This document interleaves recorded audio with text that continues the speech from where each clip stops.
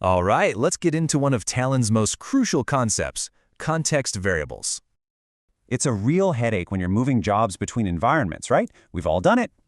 Or worse, this happens. It's a painful moment, but it's totally preventable. And this is where context variables come in. They're designed to solve exactly these problems. So what are they? Basically, they're outside parameters that let a job act differently without touching the code.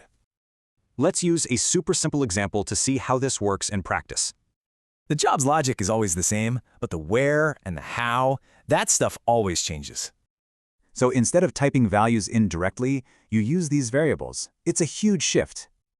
And here's the magic. The variable names stay the same, but their values swap out for each environment. The result?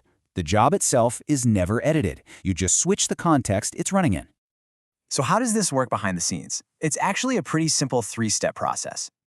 Here's a simple way to think about it.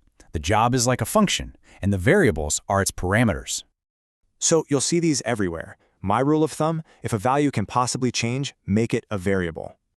This is really about building production-ready jobs. The biggest mistake is hard coding. Don't do it.